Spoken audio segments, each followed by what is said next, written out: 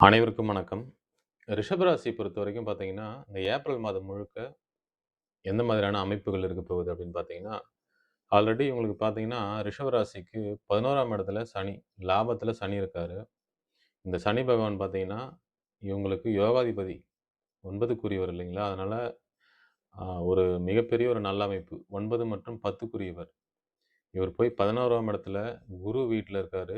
வீடு குடுத்தவர் 2ஆம் வீட்ல. ரிஷபத்துக்கு 2ஆம் வீட்ல போய் இருக்காங்க. இந்த அமைப்பு பார்த்தீங்கன்னா, மிகப்பெரிய ஒரு நல்ல அமைப்பு. வருமானம் சார்ந்த விஷயங்கள், தொழில் சார்ந்த விஷயங்கள் எல்லாமே ரிஷப ராசிக்கு ஒரு ஃப்ளோல நல்லா இருக்க போகுது அப்படின்றது தான் உண்மை. இந்த ராசி அதிபதி பார்த்தீங்கன்னா, இந்த மாதம் முழுக்க எங்க இருக்காரு அப்படின்னு பார்த்தீங்கன்னா, 12ஆம் இடத்துல இருக்காரு. அதுக்கப்புறம் உங்களுடைய ராசிக்கே வரக்கூடிய ஒரு அமைப்பு. இந்த அமைப்பும் பார்த்தீங்கன்னா, உங்களுக்கு நல்லா இருக்க போகுது. 6ஆம் இடத்துல ந 12ஆம் இடத்திலிருந்து 6ஆம் இடத்த பார்க்கும்போது, நல்ல வேலை கிடைக்கப் போகுது. வேலை இல்லாதவங்களுக்கு நல்ல வேலை கிடைக்கக்கூடிய ஒரு அமைப்பு. வேலையில இருக்கவங்களுக்கும் ஒரு நல்ல ஒரு இன்கிரிமெண்ட் இது மாதிரியான விஷயங்கள் எல்லாமே ஏப்ரல்ல நடக்கக்கூடிய ஒரு அமைப்பு. 2ஆம் இடத்த பொறுத்தவரைக்கும் பார்த்தீங்கன்னா, புதன் பகவான் குருவோட பார்வையில இருக்காரு. அதுக்கப்புறம் சனி பகவானோட போகப்போறாரு.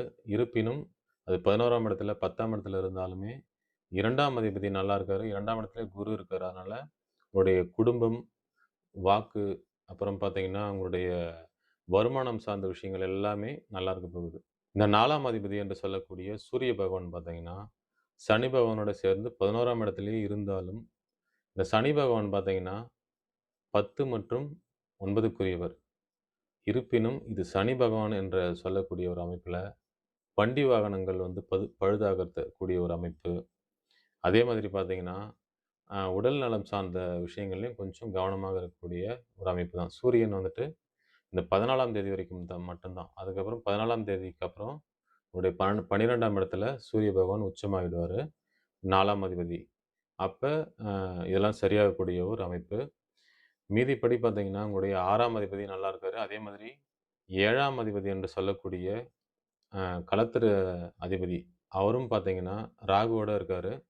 இந்த 7ஆம் அதிபதி என்று சொல்லக்கூடிய கணவன் மனைவி உறவு பார்த்தீங்கன்னா, கண்டிப்பாக இப்ப நல்லா இருந்தாலும் அந்த சனி பகவானுடைய சேரும்பொழுது, ஒரு சில அமைப்புகள்ல கொஞ்சம் ஒரு சில கருத்து வேறுபாடுகள் குடும்பத்தில வரக்கூடிய அமைப்பு இருக்கும் அப்படின்னு சொல்லலாம். அதுவுமே மாறக்கூடிய ஒரு அமைப்பு தான். இருந்தாலும் நீங்க கொஞ்சம் கவனமா இருக்கணும். ஏன்னா சனி பகவானோட போய் இந்த செவ்வாய் பகவான் சேரும்பொழுது இந்த அமைப்புகள்லாம் நடக்கும் அப்படின்னு சொல்லலாம். இந்த மாதம் முழுக்க ஒரு நல்ல மாதமாக ரிஷபராசி அன்பர்கள் அனைவருக்கும் அமைய வாழ்த்துக்கள்.